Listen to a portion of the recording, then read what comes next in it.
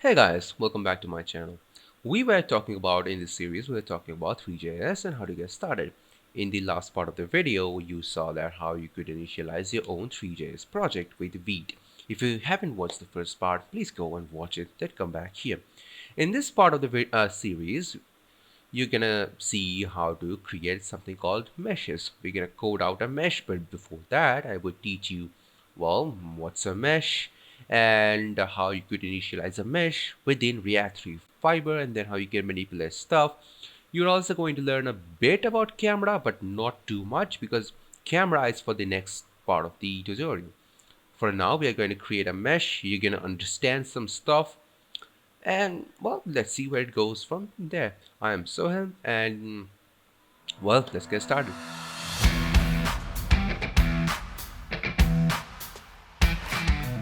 So, where I left you guys in the last part of the tutorial is the code we had was, if you remember, we had a canvas that we imported straight out of react-three-drei. We place the canvas, and inside a suspense, now we're going to create our own component. Now, let's get started with explaining how you create your models, or in the Three.js world, how you create your meshes. And not just Three.js, I think every 3D uh, framework might be using the terminology mesh. So anything that you see in a scene is called a mesh, and by anything, I mean or any shape or object is called a mesh. So say for example, there is a sphere, there is a cube, there is a cuboid, there may be a cone, there may be a model of a statue, whatever it is a mesh, right? And well, just look around you. Forget Three.js, look around you. You're gonna see any object that you have is gonna comprise of two things. First is its shape, how it looks. Take your cell phone, for example. It looks like a cuboid, almost like a cuboid, with rounded edges, whatever, but it has a shape.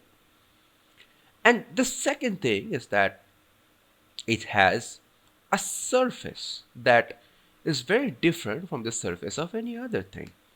Look at the clothes you're wearing. Its surface feels different. Look at your phone. Its surface looks different. Look at a piece of metal. That is different.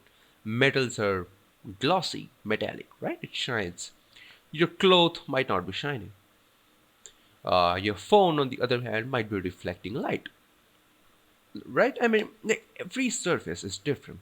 So everything has two things, two properties in them. The first is called the geometry, that indicates the shape of the object. And the other thing, the second thing, is material, the nature of the surface. And Three.js also uses the same stuff, the same terminology. So you're gonna have, like let's imagine here a sphere. Let's imagine it's a three-dimensional sphere. Ignore that, that's my phone's notification if you got the sound. There's a sphere. The shape, the sphere itself, is what we call a geometry. And there are many geometries that reactive fiber or Three.js offers right out of the box. And then there's a material of the sphere, the surface of the sphere. Together, when they combine, you get something called a mesh. So let me take you to the Three.js documentation, and you're going to get a feel for what are geometry. Let's jump to geometries. Let's go search sphere geometry. This site, this Three.js documentations, you should bookmark that somewhere, because we're going to visit this site over and over again for consulting, right? Click on sphere geometry, and you're going to see a sphere on your screen. Well, that looks interesting, certainly. Uh, so let's look at how they initialize the sphere. Well, just import sphere geometry, import a material. I'm going to come to what's a mesh basic material. Let's put it off for now. So let's import geometry, choose your material, combine them to create a mesh, and then add the mesh to your scene. And the moment you do that, well, now you have a sphere on your screen. So, and also, what's the constructor for the sphere geometry? You're gonna need a radius with segments, height segments. You can come and read about this. I'm going to explain it to you now. Well, later on, you can come and read about this. Radius, you understand it. What is a width segment and a height segment? You're going to see lots of terminologies used by Three.js. This is just getting started. So width segments and height segments. You can't really create a curve with straight lines. It's impossible to create a curve with straight lines.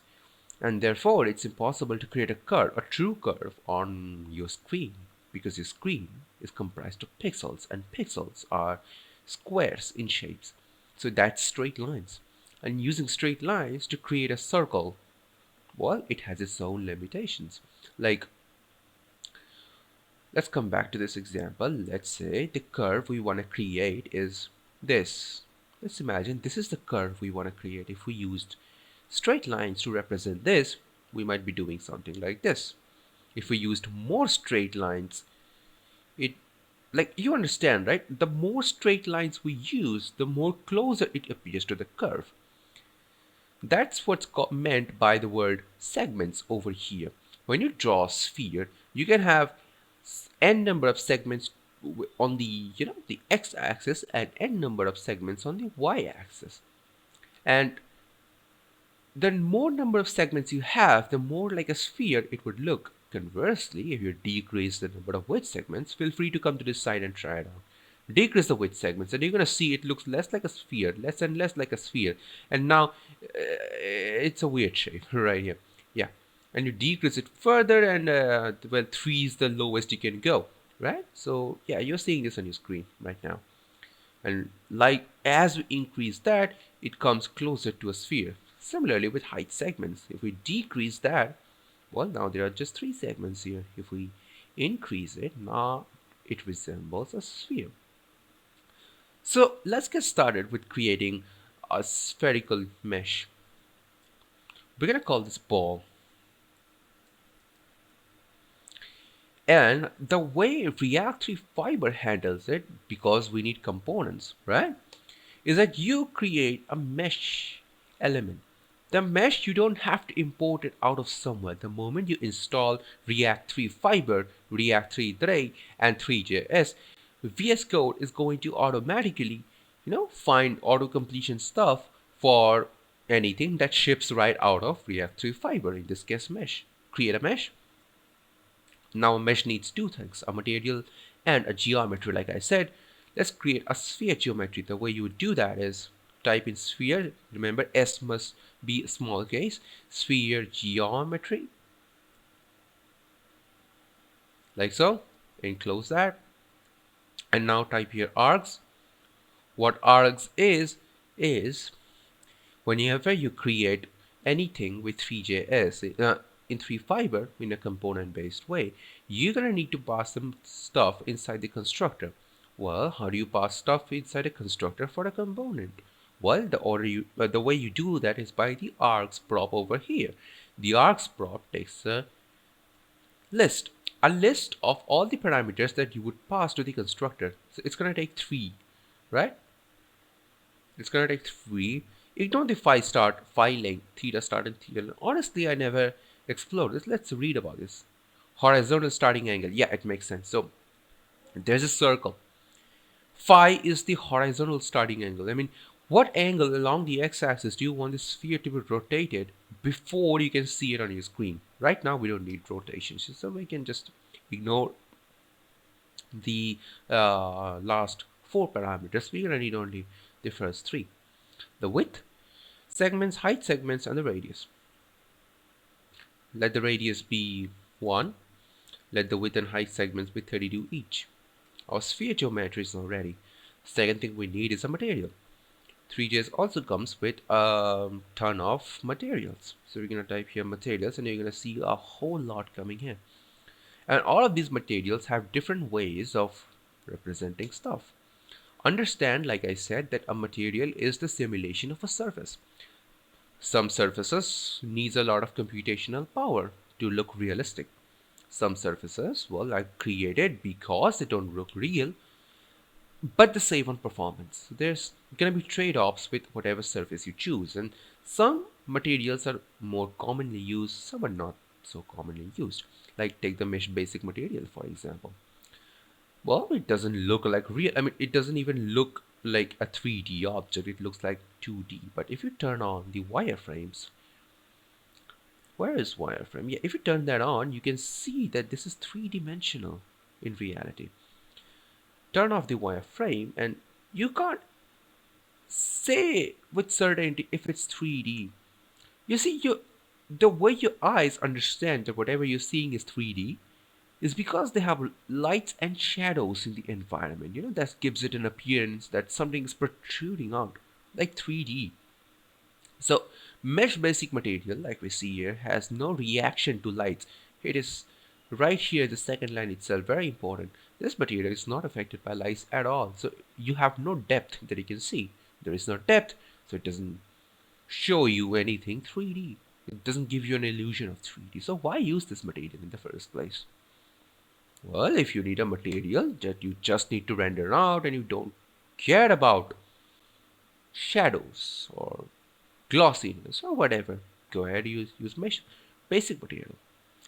We're going to create a sphere that would later on have some lights on it, so we're not going to use mesh basic material as of now.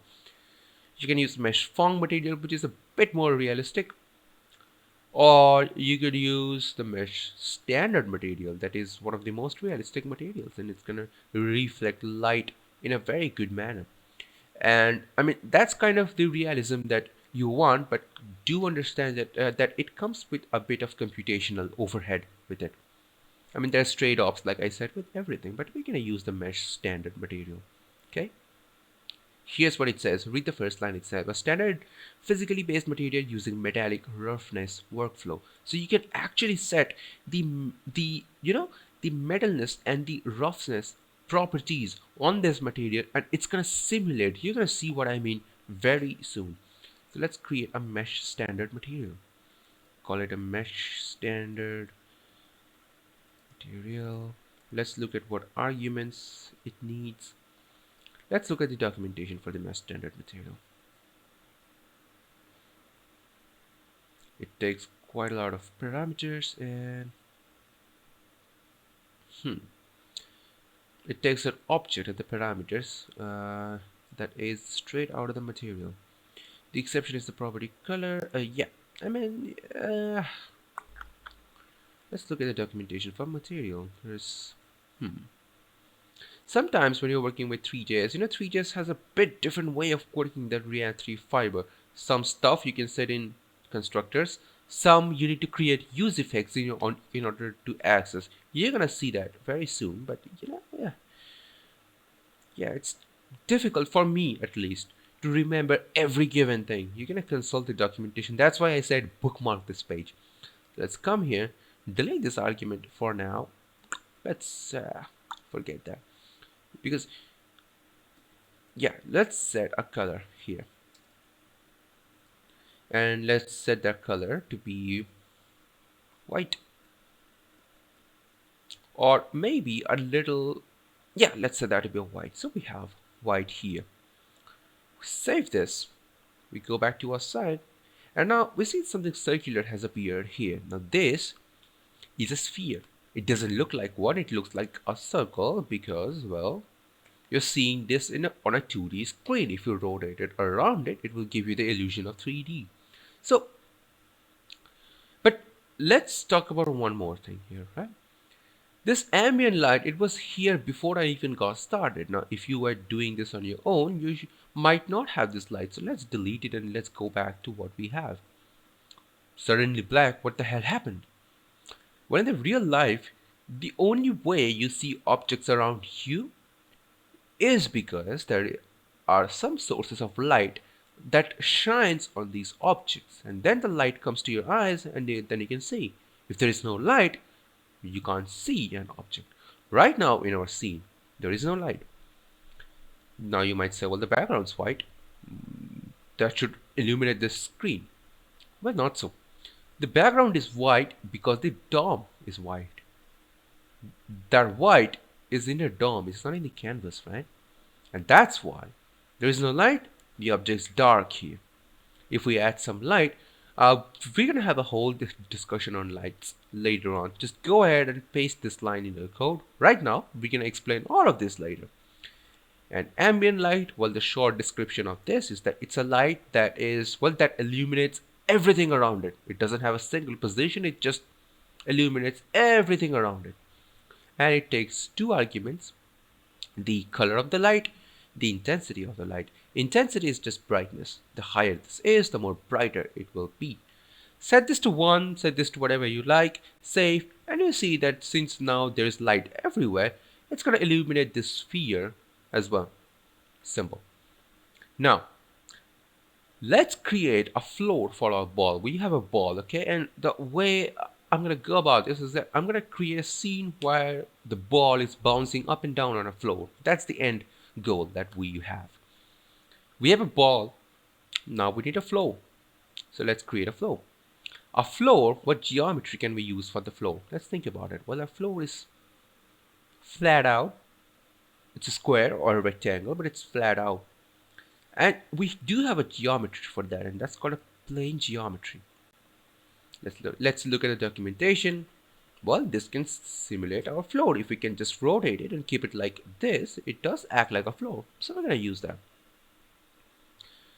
We have a width, we have a height in its constructor, width segments and height segments. You already know what these are. I just explained. Same as in sphere geometry. Now, you wouldn't need to set a width segment higher than the default one. Well, because it's just a single plane. You don't need to simulate, curves, because there is no curves. But why is then there a parameter for width segments? Well, you might want to chop up the entire geometry into parts that you then modify later. You're gonna see what I mean. Like, if you are thinking about, say, you take the entire plane and you chop them up into 5 pieces, so you have a 5 by 5 plane. You might be, changing the positions of a few nodes on the plane. So you don't have a smooth plane, you have a rough plane. You might be doing that. For that, you do need segments. Segments are simply nodes on the plane, like you saw here. Like if I increase, let's increase the width and the height, and the width segments and the height segments. Each of these points where the height and the width axis lines meet is a node, and then you can modify anything on the node, and you're gonna see changes here. Let's get started. Okay, let's not make it too complicated for us. So now we're gonna need a plane geometry. Go ahead and create a flow. We're gonna need a new mesh for this, and the geometry we're gonna use is a plane geometry, and the arcs we're gonna be using. Let's look at the documentation once again. We have width, height, and this is gonna be default 1, so we don't need to mention that. We only need a height and a width. So let that be 7 and a 7 for now. We're also gonna need a surface. Let's have mesh standard material here again on the flow. So you're gonna have a color, and yeah, that should be good. And no, let's give this a different color just so we can differentiate it from our sphere, because both are of the same color. So let's make a floor of slightly bluish color. Maybe this. Hit save. Go to your side. And we have an error. Plane geometry is not a... Yeah, I misspelled. It's geometry, not geometry, whatever that typo. Ignore that. Save, refresh. We don't even need to refresh, it's already there. So you're gonna see this now.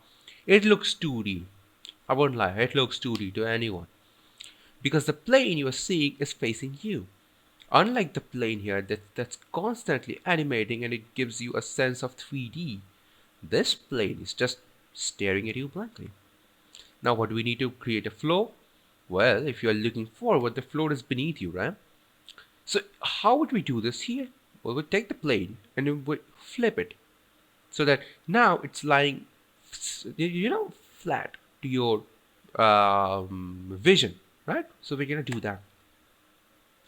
So let's go back to our code. This is the flow. There's a property on plane geometry called the rotation. Autocorrect isn't working today. That is weird. Hmm. Rotation takes a vector that represents Euler angles or Euler angles. What's an Euler angle? Let me draw it out quickly. So imagine a sphere, right? You can rotate this along three axes. Let's take the y-axis here. This is the y-axis. So if you do rotate, it will be the direction of this rotation would be here. If you're rotating this along the y-axis, you could instead also rotate along the x-axis. If that is, then this would be rotating like this. You understand that, right? So, and then there's the z-axis. Well, there's an x, there's a y. So where's the z in Three.js? Well, the z-axis is an imaginary axis that emerges from the screen or goes inside the screen. So the positive z-axis is what starts from the center of your screen and comes towards you. The negative z-axis is what starts at the center of the screen and goes away from you into the screen. So I can't show you a z-axis on this diagram because there's no way for me to show, but imagine this dot is actually a line coming right in front of you and hitting your eyes. So if you rotate along the z-axis, then, well, your sphere would now rotate along this, right? Euler angles is just a vector, or you could just say a set of three values that represents the amount of rotation on each of these axes. So you're gonna have a tuple with x, y, and z, and these values would be in radians. If you don't know what radian is, just a quick lesson. I mean, if you're working with Three.js, you're gonna have to understand a little bit of math. I mean, just a little, not too much. So what's a radian? Well, let's take this for an example. Let's imagine it's a two-dimensional sphere, okay? And this is 30 degrees. So 30 degrees is a measurement of angle. Radians is also a way to measure an angle. And how would you find radians? How will you convert degrees to radians? Very simple. This circle has a radius of, say, r. Maybe 1, maybe 2, whatever it is, let's call it r. And this angle right here, let's call it theta. Don't worry, we're not going to get too much into stuff. So when you multiply r with theta, you get this part right here. So wait a second, am I saying this correctly? Now without going much into let me not go too much in depth. Let me just give you straightforward the formula that you need. So the formula is 2 into pi, and this is me with my horrible handwriting, is 360 degrees, and this is the formula that you need to really visualize how you can convert degrees into radians. And 2 pi or 360 degrees means starting from here and going all the way to complete one rotation. This is what 360 degrees or 2 pi radians really mean. So if you're going to convert from one to the other, now you know how you can do that. So say if you're going to convert from degrees to radians, well, all you need to do is have 2 pi divided by 360 multiplied by whatever degrees you want, right? Just basic maths. You do that and you're going to find the amount of radians that is equivalent of the amount of degrees that you have. I went ahead and wrote a simple function for this. Here's the function. You can just copy it or create your own. It really doesn't matter. So yeah, angle to radians, takes an angle, does the calculation and gives you the radians. We're going to need that function because remember, we're going to rotate the flow by a 90 degrees along the x-axis because right now the flow is staring at us to our face. We're going to have to rotate that. So it's on its like face up, staring towards the ceiling. So we're going to do that. We're going to come here. We're going to use a property. Okay, we won't be using the rotation property on the plane geometry. My bad. We don't rotate the geometry, we rotate the mesh because the mesh is the actual complete object, isn't it? So we're going to rotate the mesh, and we say rotation, create a three-dimensional, an array, and it's going to take an x and a y and a z. The y and a z are zeros, we don't need. And along the x, we're going to have an angle to radians of 90 degrees. It's going to convert 90 to its radian form. And negative because we want to rotate the floor in a direction away from you, not towards you, right? Save it, and then you're going to see something. It's gone. Why did it go? It's there. You can't see it because imagine, how would you see it? You're staring straight at a circle, a sphere, and a plane that is completely perpendicular to the sphere, right? It's completely perpendicular, it's below it. So since the plane has zero thickness, you're not going to even see a line. It's there. It's like if you hold anything, a very thin piece of paper, and if it's perfect, you're not going to see the thickness of the paper. You're not going to see the width of the paper, right? You're not going to see that. But if you raise your eyes above or below the piece of paper, then you can see the paper. And we're going to do exactly that now. So, like I said, how do you raise your eyes in Three.js? How do you even do that? Well, remember what I said, eyes are camera. So you just need to raise your camera. And problem solved. We would be doing that. We're going to have an in-depth discussion about cameras in the next part of the video, but for now, just for completing this tutorial, this video. Remember how I said that you really don't need to set up a camera because Three.fiber does that for you? Well, if you need to override that camera like we do need to do right now, go ahead and create a camera. You're going to have many cameras that Three.js provides right out of the box. The one we're going to use is called a perspective camera. The perspective camera, well, as the name sounds, shows things from a perspective. And that's how we, as human beings, we see objects around us, right? We see everything from a perspective. So objects closer to us are larger, objects farther from us are smaller, objects to the side of our eyes are a bit stretched, objects in front of us are more in their original shapes and sizes. That's our perspective. And we do have perspective camera that ships right out of the box with Three.drei. Import three perspective camera from react-three-drei, and that's it. First of all, you're going to need to pass a prop called make default. Why is this important? Well, because like I said, Three.fiber comes with its own camera. So you're going to have to tell Three.fiber to use the camera that you created. Pass this prop. It's a boolean prop. Pass this, and it's going to then use this camera as default. So we have now a camera.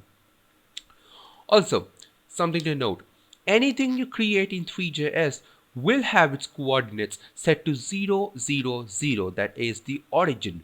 So it's going to point everything to 0, 0, 0 or position everything at 0, 0, 0. So even the camera is at 0, 0, 0. But the ball itself should also be at 0, 0, 0, that means, right? And the answer is yes, because you didn't explicitly set a position. So you have the ball and the camera at the same position. Well, we can't do with that, right? You're gonna have to stay away, go away from the ball to see the ball. You can't see the ball if you place your eyes exactly where the ball is. You're gonna create some distance. Same with Three.js. So what we will do is that we're gonna need another prop. Just like that, we're gonna move our eyes or our camera away from the ball, right? So 0, 0, and a positive z of maybe 3. Save that and see what happens. Okay, the circle grew, and that's because the camera which we had earlier, maybe it was a bit farther away. Now maybe we're closer, and that's why we have a big sphere, because we are seeing it from a much closer distance. Let's increase the distance, or let's make it this 5. Does that do a good job? Yeah. We can decrease the radius of the ball just a bit. Let's make it 0.5. Okay, does it. Let's make it 0.75. You can choose whatever you like. Okay. Yeah, that's a good enough sphere. Let's go with 5. That's too big anyways. Yeah. But you can't still see the floor because how would you? You were still seeing it from, you know, the same line where the floor is. You're looking along that line with your eyes. So you can't. You have to raise your eyes, like I said, and you're gonna have to raise it on the y-axis, like on the vertical axis. So we're gonna do that right now. Earlier we couldn't do it because we didn't have control of the camera. Well, now we do. So the position which we set here, let's make that 1. So we are not looking head on, we are looking it from above, a bit above. Save. And now you can see it. Now it makes sense. Because now you're looking at it from above and now you can see the floor and the sphere and everything. That's good. But now observe that the sphere looks like it has gone halfway into the floor, because the plane and the sphere both pass through the origin, like I said, 0, 0, 0. So the center of the sphere is at 0, 0, 0. So half of it is above the floor. Well, we can't have that in real life. Objects will fuse into one another, right? So we're going to have to raise the sphere. The radius of the sphere is 0.5, and we're going to have to raise the sphere by the same distance to make sure that the entire of it is on the floor, lying on the floor. And we're going to do that through a position set on the ball mesh, and that is 0. That is 0 on the x-axis, 0.5 on the y-axis to make it stand on the floor, and 0 on the z-axis. Go ahead and save. Perfect. Now this does look like it's just 2D, but it is 3D. When we add some lights and shadows to it, you can understand what I mean. But uh, also, do notice that the camera isn't looking directly at the ball. Look very carefully. The center of the camera is here where my mouse pointer is. I hope you can see that, right? It's not at the ball, it's above the ball. So how would you focus your camera on the ball itself or wherever you want it to?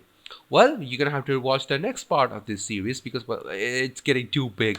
So I'm gonna move this part to the next part of the series where we are going to explore a bit more about the camera. We're gonna explore about what is orbit controls. Well, what is an orbit control? But it helps you to move the camera along, and it helps you to stay directed at a specific point. Exactly what we want right now. We want our camera to focus at the ball rather than just looking straight on.